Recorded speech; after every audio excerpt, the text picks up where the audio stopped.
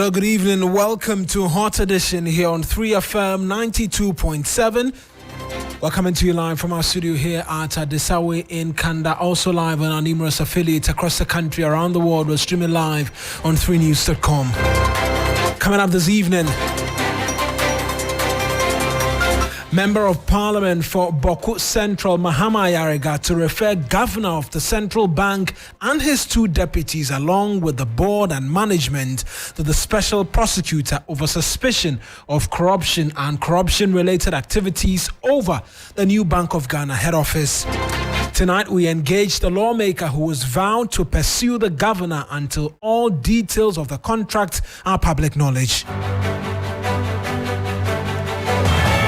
Meanwhile, the police is addressing the media ahead of the Occupy BOG protest slated for tomorrow. We're live to the news conference for details.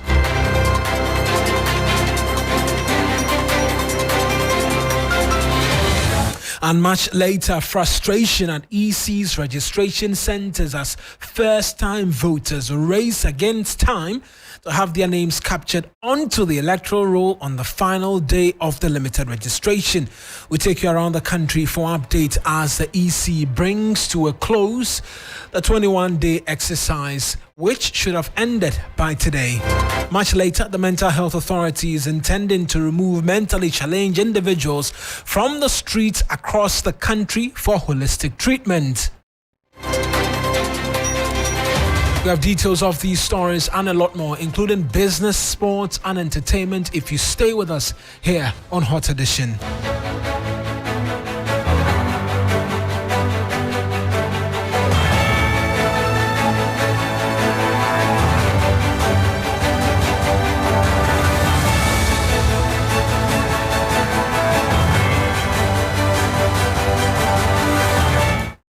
Pleasure. You could be a part of this evening's bulletin. It's streaming live on Facebook. Our handles 3FM 927. Same handles on Twitter as well, 3FM 927. I am Eric Mawuena Egbeta. You can tweet at us with the hashtag Hot Edition on Twitter or X, as it is known now, or leave a message in the live stream on Facebook. We're beginning this evening's edition of the bulletin with the minority in Parliament and the Boku Central MP Mahama Yarega, because he says he will refer the Governor of the Central Bank, Dr. Ernest Addison, along with his deputies and board and management, to the Special Prosecutor over the award of contract for the new BOG head office. The legislator, in an open letter to the Bank of Ghana Governor, has called out Dr. Addison over what he says is collusion with contractors, resulting in the overpricing of the project. The latest from the MP comes after he filed a right to information request demanding details of the contract of the project, which has become the subject of national anger. However, the Bank of Ghana's response quoted a completion date of September 2024 with the cost of the building at some $222 million. Responses, the legislator says, are unsatisfactory, and this evening we'll be speaking to him for a bit more as to exactly what it is that he's saying, and then as well take you to the police headquarters, because in relation to this is that scheduled protest demonstration, Occupy BOG, by the minority tomorrow. It's been a long-awaited one. I say this in reference to the postponements which this particular protest has witnessed, with court injunctions and disagreements with the police over the route. The last court sitting ended in what many are describing as a stalemate, with the police being told by the judge who sat on the matter that they had failed in serving all injunction applications on the 4 respondents of the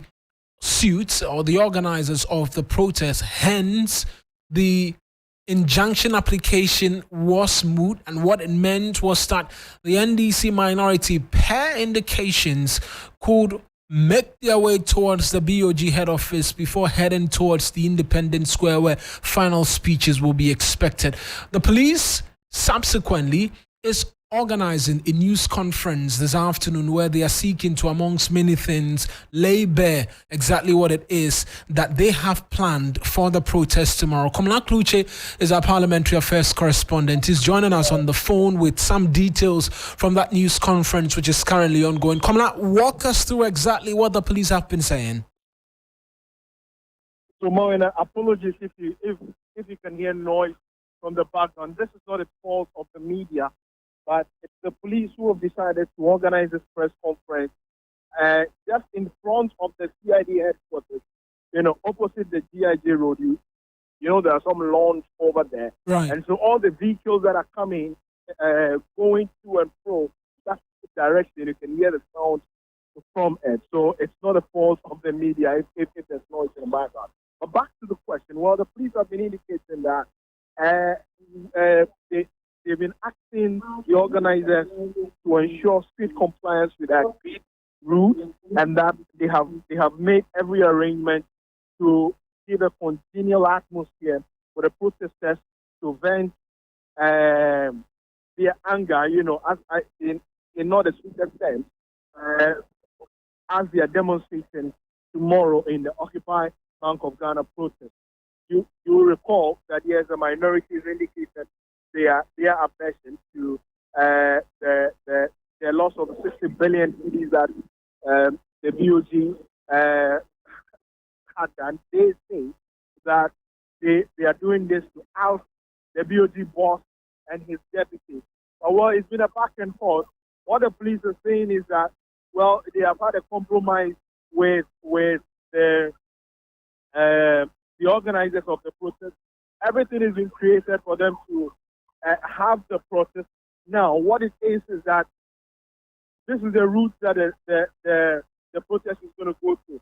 On the Bradford, they are going to go all the way onto the main Accra highway, and then they negotiate towards the Kojo Thompson Road and go through the traffic lights and get to the AMA lane, head towards Iyoko, and then they take a left at the Port Junction and head towards the Independence Square where the protest will be terminated.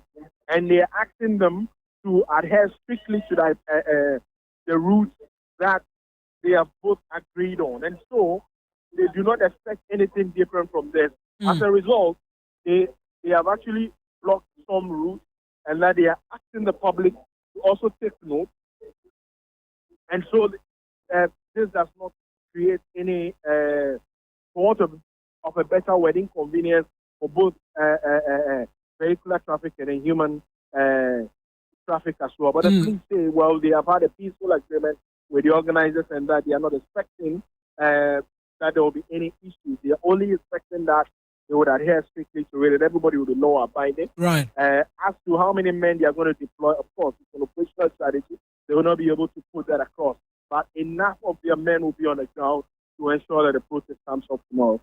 So, Komla, I'll ask you to walk us through the routes again for listeners, and perhaps if the routes that will be blocked by the police is readily off head as well. But the subject or the area of contention has been a roundabout as to whether or not they go and do the turn towards the Independence Square from the Bank of Ghana area or a roundabout before it. It does appear the police is making the argument that there's been an agreement that they will not go close to that place. Yes. Right, let's take a listen to... The service has engaged extensively with the demonstrators, and this is the agreed route. This is the route that both parties have agreed on, and these are the routes that are going to be used for them. So from the locations I mentioned, that is going to be the exact places that the demonstration, where it will begin, where they will pass through, and where they will terminate.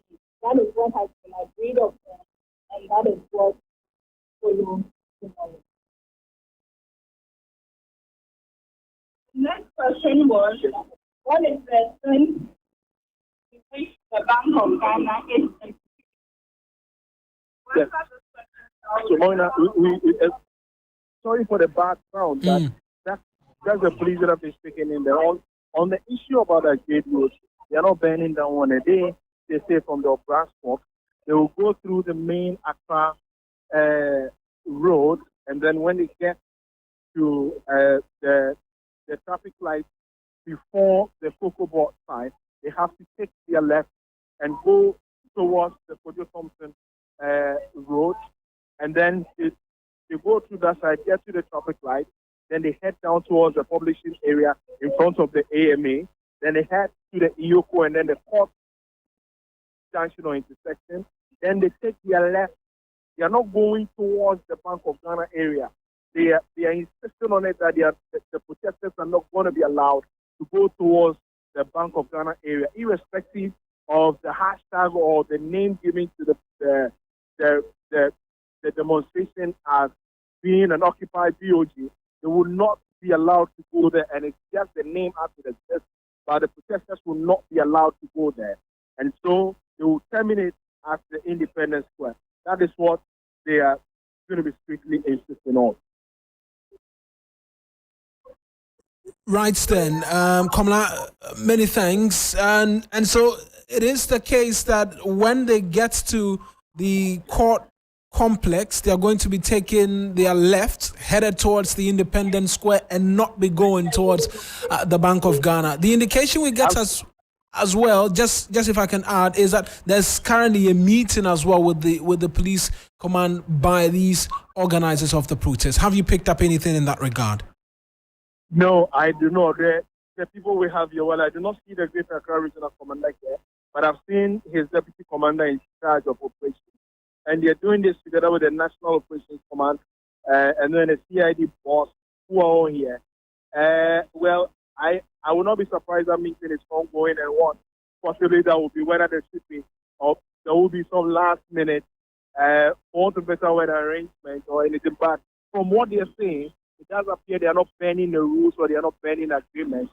It's strictly going to be by what they have agreed on. Any other meeting they may be having now, one we are unaware of, but the police is not budging on the agreement that they've had with organizers of the demonstration.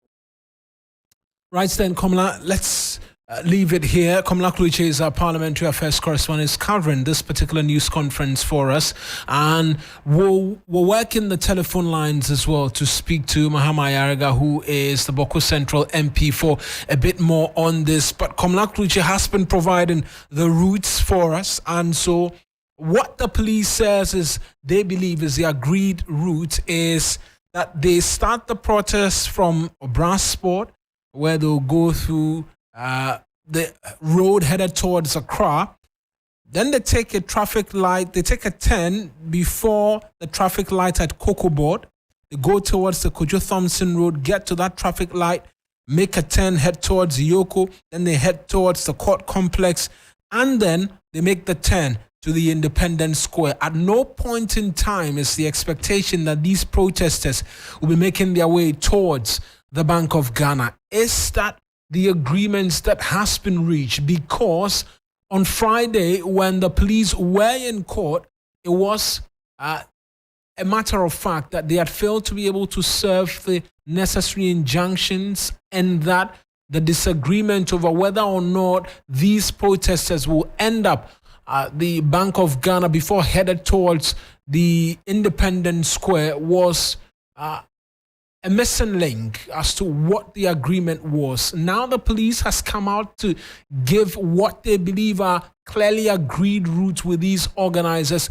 Let's find out from the organizers as well what that is. But in the meantime, there are concerns that are coming from security experts, security consultants, and the likes over this particular protest. One of such is security policy expert at the Center for Security Dialogue and Peace Advocacy, Anthony Yakwe, who's questioning what type of protest we're expecting tomorrow to ensure there is no breakout of violence. That's one of the many things as well that a lot of the security experts are looking out for. How do we avoid violence tomorrow? It's a concern that's coming up as well in relation to this planned protest by the minority. They've been moving around in sensitization efforts as well, but we understand Mensa Thompson is one of the conveners of Arise Ghana, is joining us on the telephone line this evening as well. The indication we get is that he was at the meeting. Mr. Thompson, many thanks for speaking to us this evening here on Hot Edition. So if I can just walk you through what it is that I gathered from the police address just a short while ago with regards the route you're expected to use. You're starting off at Obrasport, you go through the main road headed towards Accra. You make a turn at the traffic light before Kokobot. You go towards the Kojo Thompson Road, make a turn again at the traffic light, head towards Yoko, then to the Law Court Complex, and then you head towards the Independence Square. That's the police's assertion of what is the agreed route with you as organizers. Is that reflective from the meeting you had? Well, I'm missing the actual point of it, but let me tell you what we agreed with the police. The route we agreed with the police was that we are going to start from the Independence Square. Sorry, we are going to start from Circle of Brasport, where we are all going to converge, and we will move through Adabraka through to Ridge Roundabout. From Ridge Roundabout, we take a right turn, move straight to the Ministry's traffic light, and make a left turn towards the High Court traffic light. Then at the High Court traffic light, we make a right turn towards the Atamils Highway, and then go straight and turn at the traffic light, at the Bank of Ghana traffic light, and turn at the Bank of Ghana traffic light to the Independence Square. That is the route we agreed with the police. And so at no point in time are you expected to move close to the Bank of Ghana premises? We are using the route in front of the Bank of Ghana. We are turning at the traffic light at the Bank of Ghana. That is what we've agreed with the police. That appears quite contradictory to what the police is saying. At no point in time are you supposed to use the route in front of the Bank of Ghana. They, in fact, are holding a news conference currently where my colleague Komlak Luche has been providing those details. You see, the police is only being malicious and disingenuous, and they are only causing trouble. You see, if you remember our discussions with the police, we've had 3 meetings with the police. The last meeting we had with the police, the first 2 were about the date of our demonstration. The last one was about the route. And at that meeting, we were entrenched on our position that we do not want to go to the Independence Square. We want to go to anywhere but the Independence Square. After careful conversations, we asked the police told us that they have demarcated the Bank of Ghana as a security zone, and for that matter, they cannot allow us to go to the Bank of Ghana. So we asked the police that if the Bank of Ghana is a security zone, then definitely it has a boundary. If you say TV3 premises is a security zone, definitely TV3 premises have the boundaries. Show us where does the security zone of the Bank of Ghana commence and where it ends, so that where the security zone of the Bank of Ghana ends or begins, where we will end our demonstration. So if you tell us that the security zone of the Bank of Ghana starts from the Yoko traffic light, we will end our demonstration at the Yoko traffic light. We sat in a meeting for close to 2 hours. The police could not tell us the boundaries of the security zone of the Bank of Ghana. And so that meeting ended up inconclusive until we came up together again. And this time, we said, okay, if you want us to go to the Independence Square, we are willing to make a compromise. So what we will do is that we will use this route on the Atamils Highway to the Bank of Ghana traffic light. Then we will make a U-turn and then move to end the demonstration at the Independence Square. And the police said, okay, they agreed. And they told us to go and put it on a paper in writing and bring it. We went back, put everything in writing, gave it to the police. After we gave it to the police issued a statement confirming that they've agreed with us the date and the modalities for the October October 3rd demonstration. Only for us to hear last week that the police have gone to court again for clarification on the route and the modalities for the demonstration. They will say, you police, we have sat with you. We have agreed on date, time, and modalities for demonstration. You gave us the route. This route that we are using is the police who proposed that route to us. We are not the people who propose Independence Square. Left for us alone, we don't want to go to Independence Square. You proposed this route for us. You asked us to go and put it in writing and bring it to you. You accepted it and issued a statement to that effect.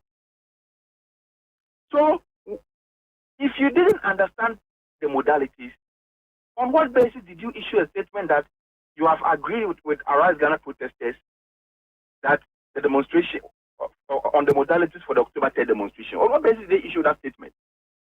And so the police is just being crafty and disingenuous. They are trying to foment trouble. They are trying to court, public, disaffection for the demonstration. They are trying to create the impression that we are not law-abiding protesters and that we are going to be breaking the law. They are trying to create fear and panic in the minds of people so that people will not come out their numbers. Otherwise, when in this country has there been a demonstration that the police address the press before the demonstration? When? So the police only want to put fear in the minds of the citizens so they don't come out to come and demonstrate. But I tell you what, tomorrow's demonstration is going to be the largest ever demonstration in the history of this country. We are putting not less than 100,000 people on the street of Accra. And so the police better, the time they are waiting on press conferences, they should use that time to go and prepare their men. They should go and use their time because it's going to be a mammoth demonstration.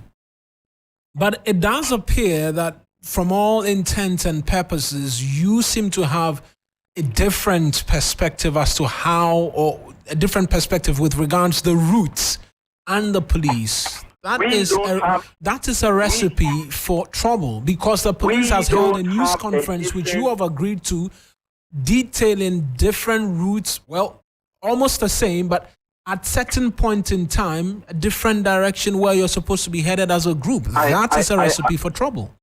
My brother, we are working within the laws of this country.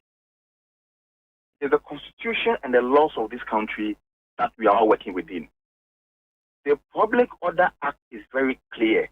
Police do not determine routes for demonstration. It is very, very important that we let this sink into the head of the police. That they do not.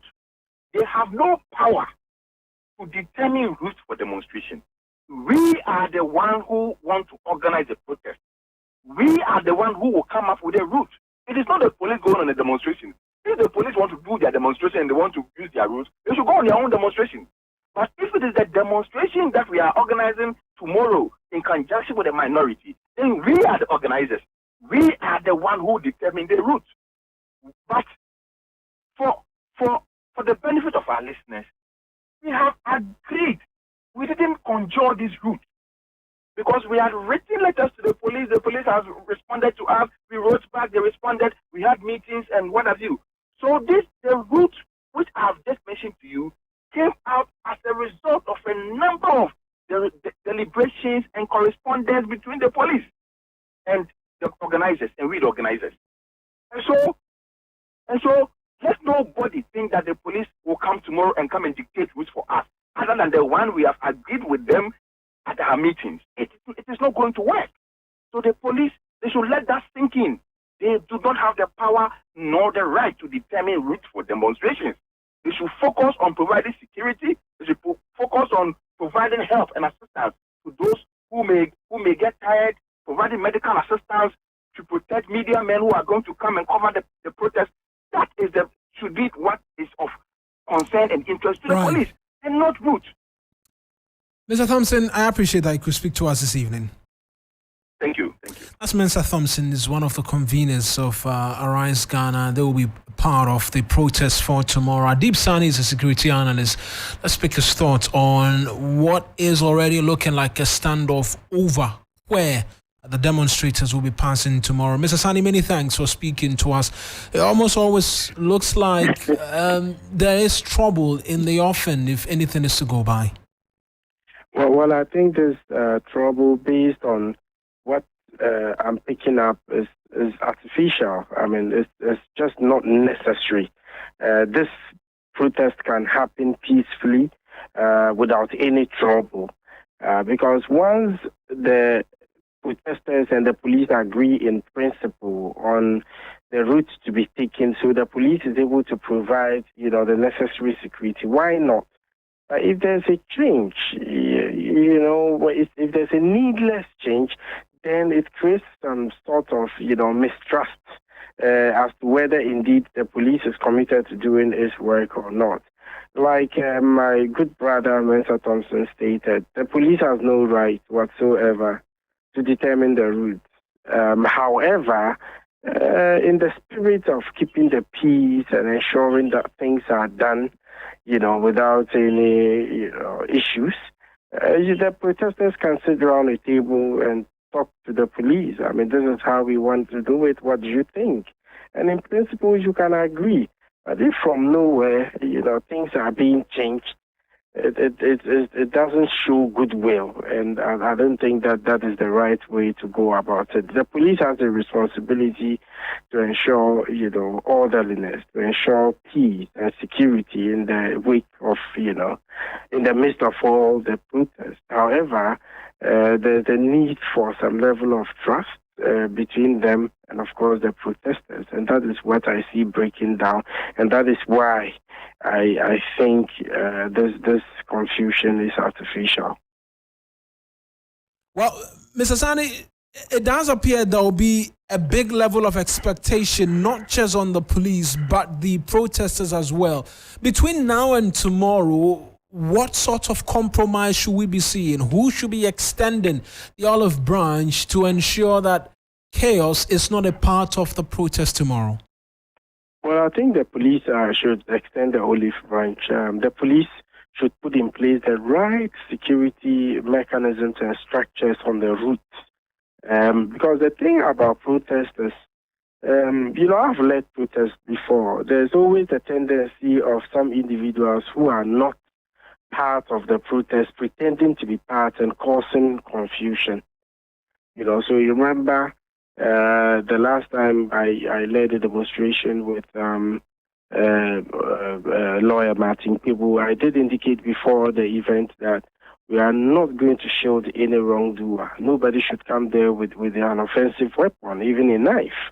And if you do anything that is inconsistent with the law, we would grab you and hand you over to the police, and that's how it's supposed to be. I would expect the police to cooperate with the protesters, the protest leaders also cooperate with the police. It is my general expectation that this would be as peaceful as possible. Ghana is the only country we have. It's within their democratic constitutional right to demonstrate. But you don't take matters into your own hands. That is why it's imperative that they keep check on all those participating, so we don't have anyone doing anything untoward. And they should also keep an eye on those unscrupulous individuals who have nothing to do with the protest, but who just want to come in and cause mayhem. Right then, Mr. Sani, I appreciate that you could speak to us this evening here on Hot Edition. Pleasure is mine.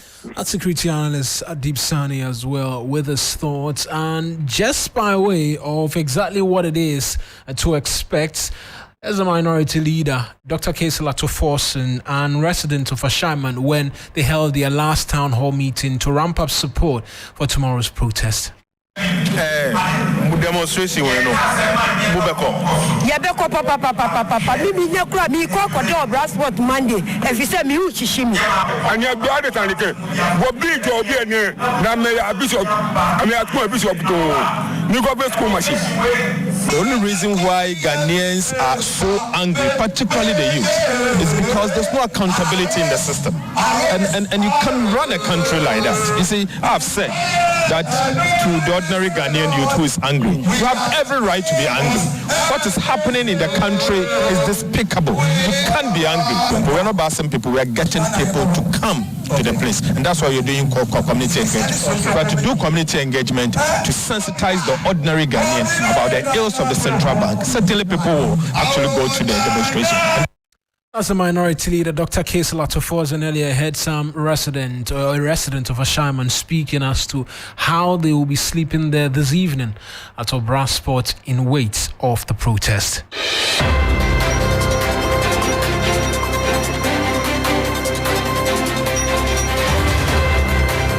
This is still Hot Edition here on 3FM 92.7. We're streaming live on Facebook, 3FM 927. Same handles on Twitter as well, 3FM 927. Today is the last day of the limited voter registration, and the Electoral Commission has a short while ago issued a statement saying that the registration exercise will not be extended. Electoral Commission, I'm just reading for you, wishes to inform the general public that the 2023 voters registration exercise ends at 5 p.m. today, ended some 31 minutes ago. The public is informed that the Commission will not extend the voters registration exercise. The Commission, however, assures the general public that arrangements have been made to ensure that eligible citizens who are in the queue on or before 5 p.m. today are registered tomorrow, Tuesday, the 3rd of October 2023. This arrangement will be extended only to eligible applicants in the queue at 5 p.m. today, Monday, the 2nd of October 2023. The Commission wishes to thank the general public for the cooperation and support during the 21-day voters registration exercise. That's from the Electoral Commission. Ibrahim Abubakar is in the Ashanti region for us. He has been there all throughout the day where the numbers were huge today. Let's find out if there are still individuals in the queues. Ibrahim, what's the situation like this evening? Well, Mawuena, as I speak to you, we have a lot more people in the queue. At least the information is beginning to trickle down that those who are in the queue may have the opportunity to be able to register tomorrow. At least that has brought some kind of relief to them, because the numbers in the queue, if the EC is supposed to have continued registering, initially the communication was that if you are in the queue before 5 p.m., then you may be ready, you will be registered before you go home. But the numbers, if they are to continue it, then maybe they will have to close around 12 midnight or even 11. So at least with this information, they've started writing their names. The EC officials at the various registration centers are just taking their details just to ensure that only eligible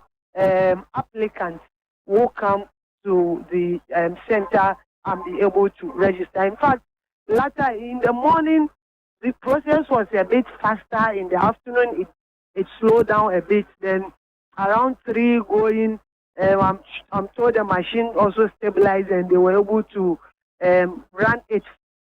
And people were excited. But getting to 5 p.m. when people have not heard any news of extension for those in the queue, then the frustration also began to set in. But like I said, this timely release has brought some relief to them. So what it is that the EC officials are by themselves taking the names of persons who are still in the queue to make preparations for them tomorrow. Exactly. So that is what they are doing with even the assistance of the political party representative.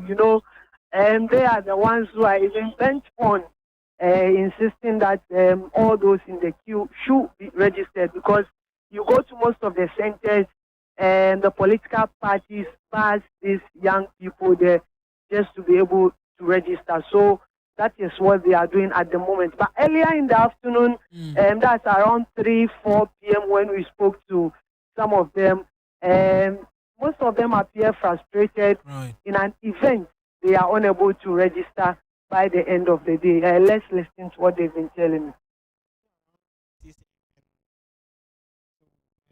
Now I've not been able to register. Oh, I feel frustrated because I've not even eaten, and so I've not been able to register.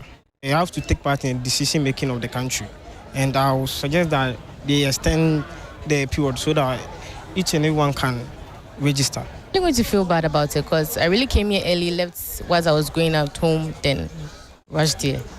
So I don't think when I'm not able to do it, I'll be happy about it. Feel frustrated, and then if I'm not able to register, I'm gonna feel bad for it because I've been here for like 4 hours, like 3 to 4 hours now.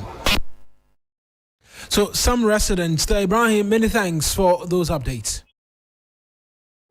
That's Ibrahim Abubakar, my colleague in the Ashanti region. Let's take you to the northern region now. Christopher Mwako is there for us with a bit more details. Chris, a similar situation where you are? Yes, Mawuena is similar because a lot of people are still at the registration center here in the Sagnarigo municipality, where two constituencies, that is Tamale North and Sagnarigo constituencies, are registering. As we speak, a whole lot of them have been asked to stay back and take their numbers, such that tomorrow, per the EC's directive, they will be able to come and continue with the registration. So many frustrated eligible registrants here at the registration center, because for them, the machines and also the slow nature of the exercise has resulted in this particular issue. But many of them who are trapped here and will have the opportunity to come and continue their registration tomorrow, they are hoping that tomorrow when they come, they'll be able to go through the process successfully. But for the party people, what they are saying is that the EC's decision not to extend the exercise is a non-starter, and for that matter, the EC should reconsider its decision. Right then, Christopher, many thanks. Christopher Marco is my colleague in the northern region as well, also providing details there for us. And so already we're getting reactions from some party supporters on the ground who are describing the decision not to extend as wrong and that the Electoral Commission should reconsider. We'll try and get a bit more from the NDC as well in relation to this, and get the NPP as well. But Mustafa Gbande is the Deputy General Secretary of the NDC, is joining us on the telephone line. Mr. Gbande, many thanks for speaking to us this evening. You had called for an extension, but the Electoral Commission says that's not going to happen. They have enough, or they've done enough to cater for the numbers which were there today, and that will be done tomorrow. There's no need for an extension, and that there will be a chance to be able to register next year. Your response? Thank you very much. I think clearly we have stated our position on what we suspect or believe to be Electoral Commission's agenda in this exercise. One, the Electoral Commission is determined to suppress the numbers, to prevent people from participating in the election in terms of registering, either for the purposes of budget allocations or they just are not interested in it. But what we do know is that all these ones have the backing and blessing of government. Overtly, the MPP is involved because they believe that they haven't done well. And so if a lot of first-time voters come on the voter register, they will obviously vote against government. So let us not give them the opportunity to register. By doing so, we'll be able to mitigate our defeat. Now, what is also very good is that but aren't these a bit wild? These claims that the Electoral Commission is seeking to disenfranchise first-time voters because they will vote against the government. These are facts, because the Electoral Commission won't write a book about how it disenfranchises people in terms of facts from a book by the Electoral Commission. There are facts that can be inferred from the prevailing issues. The lackadaisical attitude of the Electoral Commission to undertake an exercise that will make sure a lot of people get to register too, despite the prevailing challenge that people are now gathering momentum, people want to register, and the Electoral Commission says, I will not extend time, despite the fact that it gave out limited machines, limited registration centers. Clearly, what conclusion can be made are the things I've spoken about. Suppress the data, make sure that the first-time voters who are very enthusiastic and want to register, do not get the opportunity to register, and that they won't vote against government. This is MPP's agenda. This is Akufo-Addo's agenda. But that agenda has been defeated by the commitment that have been demonstrated by the people. What we are happy is that they have announced that the people in the queues will be registered. That we are very happy about, and we are grateful to the Electoral Commission. We believe that at this point, extension of time is very eminent. Anything short of that amounts to the fact that they deliberately want to undertake an exercise that does not get a lot of people to register. Right. And that is what it is. Well, the EC says they're not going to extend and that they are going to just provide the opportunity for persons to register. But I appreciate that you could provide these immediate thoughts for us. It's important that we have come to a conclusion that the EC, led by Jim Mensah, is leading a voter suppression agenda on behalf of government in favor of the MPP. It's important that we have come to that fact. Right then, and the NDC is happy for that. Mr. Gwande, many thanks for speaking to us. That's Mustafa Gwande speaking to us as a Deputy General Secretary of the NDC. Judith Brown nearly committed a grave crime against the marriage ordinances here in Ghana. But Judith Brown has joined us in studio with some details from Accra, the former headquarters of the Electoral Commission. You were there as well. The numbers as witness on the last day, what was it like? Well, there were quite a number of people there. Of course, we had people from all 5 constituencies in Ayawaso. Yeah. They were represented there. That is where they are getting their ID cards or voters' ID cards registered. And so there were quite a number of people there. I could say over 200, close to 300 people should have been at the premises at that particular time. Right. There were a lot of frustrations. People were crossing the lines. And so people were getting frustrated at a point. It got to a point where people were starting to agitate. They were fighting. Here and there was a bit of misunderstanding because persons wanted to be able to register. Exactly. I'll just ask you to hold the line for us. Henry Nanabuache is the national organizer of the governing New Patriotic Party. Let's just pick thoughts from him. Mr. Nanabi, many thanks for speaking to us this evening here on Hot Edition. The Electoral Commission says it will not extend, but will provide the opportunity for persons in the queue up until 5 p.m. the opportunity to register tomorrow. Does this satisfy you as the governing party? Good evening. Yes, I think that so far we are satisfied. Yes, there have been some challenges, but I think for the past 21 days we've been following the exercise keenly, and I can say that as a political party, we are okay with it. This will not be, or this exercise will not be a closure to registrants or prospective registrants who intend to register ahead of the 2024 elections. We would still, in fact, the Electoral Commission, I think the last time the Electoral Commission engaged the media mentioned there will be an exercise next year as well, where they're looking at 6 months. Exactly. But again, what you have also said is refreshing, because there are a lot of people who are also trying to register. But unfortunately, if you are not able to register today, if you could not come to any of the registration centers to queue, it means that you don't have the opportunity. So the opportunity will be for next year.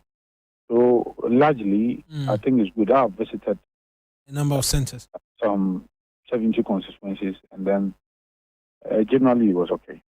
Well, your opponents, the NDC, and quite a number of individuals had made the call for an extension. In fact, we were in the Ashanti region today where my colleague Ibrahim Abubakar interacted with some individuals, and a lot of them said if it was possible, the Electoral Commission should extend the deadline for the registration. Your opponents, the NDC, believe that everything that has happened is a deliberate attempt by the Electoral Commission to suppress votes because first-time voters are going to vote against you, the governing party. I spoke to Mustafa Gwande just 2 minutes ago.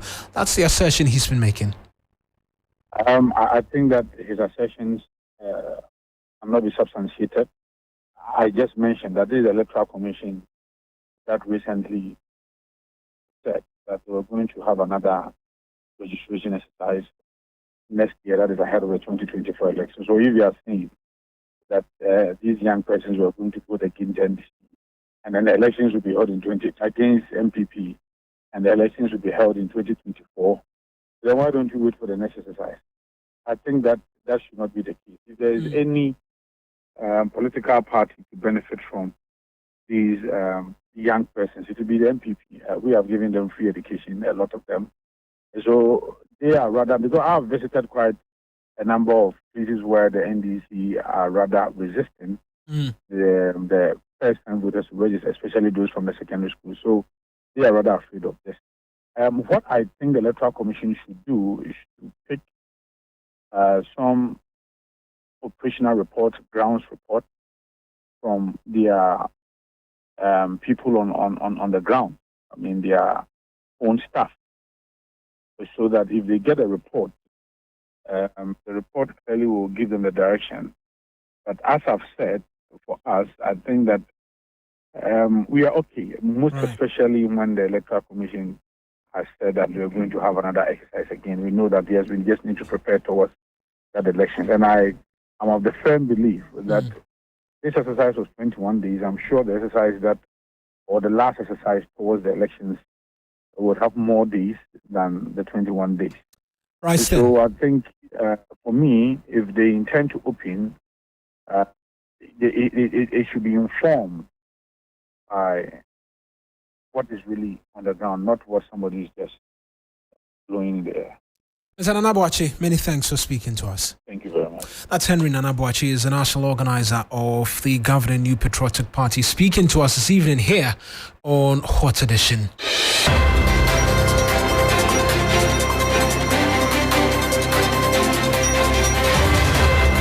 Hot Edition here on 92.7. Time now for the very latest in the world of business. Mike Lukbudu is here with it.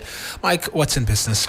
Hello, good evening. Welcome to the business segment. Straight into our first story, as the Bank of Ghana says it has commenced a framework to assess the viability of banks following the impact of the government's domestic debt exchange program on banks' finances. Known as the Business Module and Viability Analysis Framework, Governor Dr. Ernest Addison said this initiative will ensure the financial stability of banks. In strategizing for the years ahead to ensure financial stability, the Bank of Ghana has commenced development of a business model and viability analysis framework to enhance its supervisory practices for assessing the sustainability of banks' business models. BMA allows supervisors to identify banks' vulnerabilities at an early stage and ensure safety and soundness. Following the adverse impact of the DDEP, the bank is focused on assessing implications of banks' strategic decisions and its alignment with their risk appetites. That was Governor of the Bank of Ghana, Dr. Ernest Addison. Away from that, a special envoy of the Global Conference on Cyber Capacity Building has highlighted the urgent need for comprehensive policies and framework to combat cyber crimes in Ghana. Mokhtar Yadali was speaking at the official launch of the National Cybersecurity Awareness Month organized in Accra. Governments across Africa must lead by example. We need a comprehensive cybersecurity policies and frameworks backed by robust legislation. Cybersecurity must become the national imperative, and sufficient resources must be allocated to protect our critical infrastructure. In unity, there is strength. We must forge partnership beyond our borders, collaborating with international organizations and fellow nations. Cyber threats recognize no boundaries, and neither should our response. Together, we can share threat intelligence, collaborate on cybersecurity research, and develop strategies to combat cybercrimes. That was a special envoy of the Global Conference on Cyber Capacity Building, Mokhtar Yadali. There, away from that, as total value of mobile money transactions have seen a major jump this year, cybersecurity firm E-Crime Bureau is calling on regulators to ensure they put systems in place to ensure funds of customers are protected. Total transactions surpassed 1 trillion as of August this year. Speaking to 3 Business, Head of Financial Crimes and Anti-Money Laundering at E-Crime Bureau, Eric Mensah urged mobile money service providers to ensure public education to mitigate fraud. It's a very good news. It means that financial inclusion is actually going higher.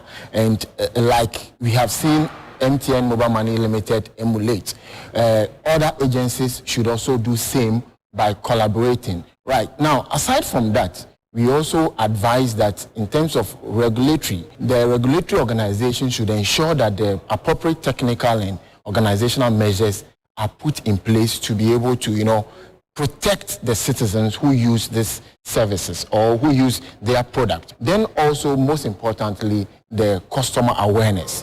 You realize that most of the schemes we have seen at e-crime, our analysis revealed that people are not really aware. Even though the telcos are doing their best, MTN has done a lot of campaigns around mobile money fraud, still people are not aware. So we advise that the campaigns and investment go into our customer awareness creation. And I tell you, the numbers would go down once we are conscious about it.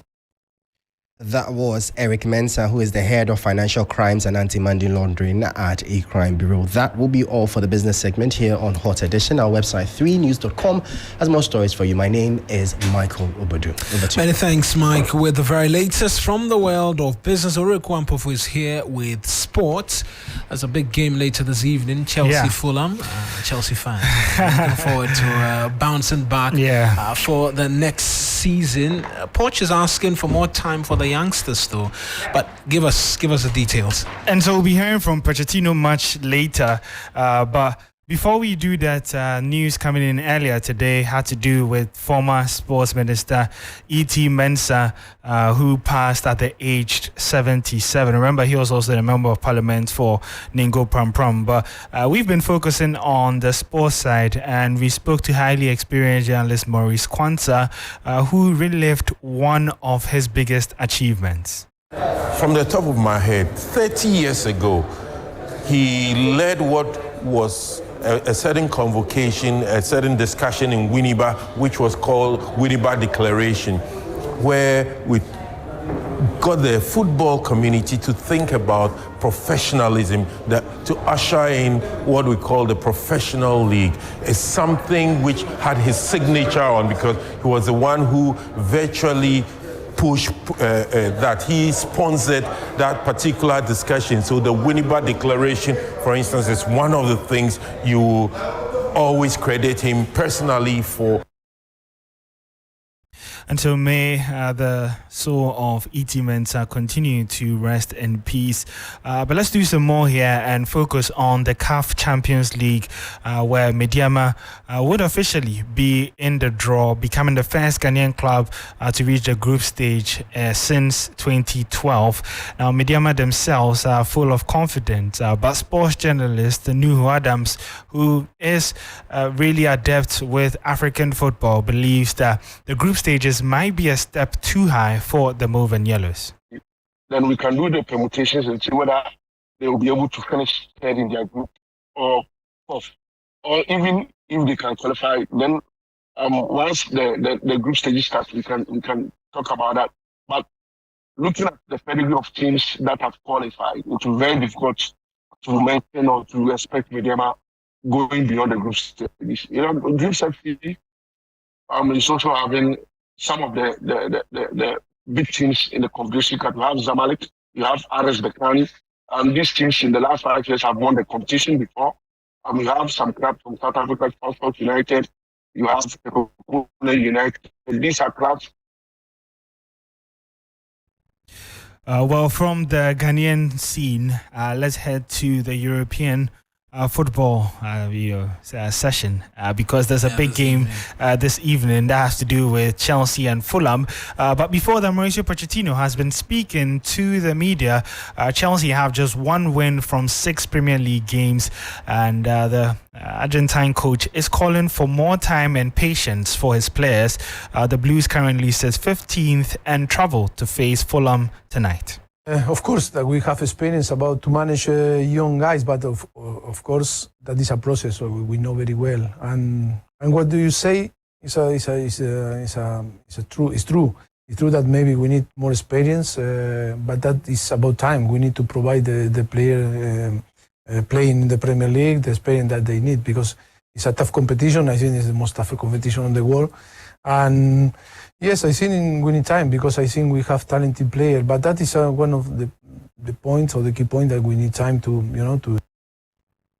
So Chelsea versus Fulham at 7 p.m. later tonight, and that's how we wrap up the sports segment. Win. Yeah, just win. Find a way. Win. Akofa is next with entertainment. She'll be hoping that Chelsea will lose. Yeah, she's a Manchester United fan. I'm pinning that one. Many thanks, Ureku, for the very latest from the world of sport. Akofa, why are you denying Manchester United? Are we still on this conversation? Yeah. I am not. I do not support any football club. Like, I don't have any. You told me you weren't going to say anything. Well, yeah, because I think when I go this route, you leave me alone. So yeah. Oh, it's an entertainment. Right, well, let's delve right into it. Tamale SHS and Holy Child SHS have bagged the final 2 spots in the grand finale of TV3's Kitchen Wars Season 2. Now, after the second phase of the semi-final over the weekend, 4 schools will battle it out at the grand finale camp 14th October. Here are some highlights. It's been weeks of culinary hostilities between the various alumni groups in Ghana on TV3's Kitchen Wars. Season 2 of the cooking experience has been an exciting one as alumni groups strive for bragging rights.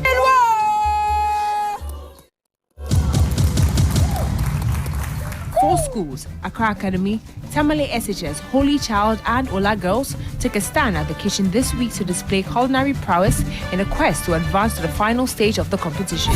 In the end, Tamale Senior High School and Holy Child SHS were on top of their game as they secured the golden tickets for the final stage of the country's biggest cooking competition, Kitchen Wars. Welcome to the grand finale of Kitchen Wars Season 2 with 264 points. Give it up for Tamale SHS! Tamale SHS! Come cheer your schools on, chant Jama, play games and relive memories from back in the day at the Aviation Social Center on Saturday, October 14, 2023. Well, let's turn our attention to TV3 Mentor. Tens of promising music talents throng the premises of TV3 to audition for the Mentor reality show. Judges are expected to select the best talents to participate in the show.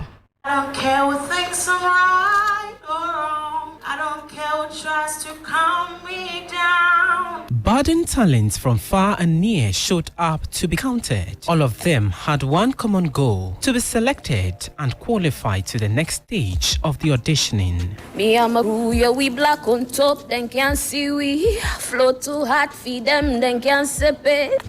Hello guys, it's your girl Taffy. Yeah, and we are here for Mentor 12 audition. Between me and the judges in there, I got a bit nervous. So they liked my first performance, but the second one was a bit shaky. Yeah, so I'm here on standby with the hope that when I go back inside, I'm going to do better. The award-winning talent hunt show strives to discover and nurture the creative potential of young music talents and ultimately guide them to achieve their dreams of becoming top music stars. Alright, I'm K. I'm from Spintex. I came to the audition to showcase my talent, and by the grace of God, I've been able to sail through. It hasn't been easy to return Mentor because I think it's a good platform to exhibit my talent and also show the world what I can do. Judges will be rounding up on who will make up the final shortlist for the popular reality show. Well, I've seen both good and bad. You know, that's why it's an audition. But I must say, you know, the future is great. And we can also go without applauding TV3 and then the whole Mentor team for keeping this 12 years. Like, this is a 12th edition. And imagine a number of artists like we've seen grow from Mentor day by day. And me sitting here as a judge is also a learning process for me because you see some people who are vocally good. Some of them have got looks. Some of them, their appearance alone, you know. So for me, it's all right. I can't wait to see the rest. And I'll be happy to see the final people who make it to the competition. Auditions have already taken place in Tamale, Kumasi and Takrady, with some gifted music talents shortlisted. Well, all the best to all those hoping for a slot for the season 12 of TV3 Mentor. Akofa, why are you not on the audition train? Well, because I'm not. You sing really well. That's an established fact. Who says? I'm saying it. Because where did he? I heard you sing when the mics were off. No. We'll force you into the auditions. I'll think about it. And perhaps. Yeah. But that's Akofa, by the way, with the latest from the world of entertainment. She should be on the mentor audition train, by the way. I keep saying this anytime I meet her anywhere on this compound. Many thanks, Akofa, for the latest in the world of entertainment. The police, meanwhile, following that news conference, they've been issuing a statement with regard the protest tomorrow, and they have been detailing the routes. The demonstrators will converge at the Obra Spot at the Kwame Nkrumah Circle and proceed to Adabraka Ridge Roundabout, National Theatre traffic lights, High Court Complex traffic light at Mills Highway, and make a U-turn at the National Lotteries and terminate at the Independence Square. The road from the Independence Square in front of the National Lotteries towards the Old Parliament traffic light will be blocked temporarily to vehicular traffic during the course of the protest. The blocked roads will be diverted through the Starlight traffic light, through the Ministry's traffic light to pass in front of the office of the Department of Urban Roads, through the National Lotteries to link up with the AMA office road to Yoko and take a detour back to the John Evans at Mills Highway at the Old Parliament traffic light intersection. So that's the route. We await to see what it is that happens tomorrow, but that's our bulletin for you this evening. A lot more news as always if you log on to 3news.com. I am Mawuena Egbeta. Many thanks for listening.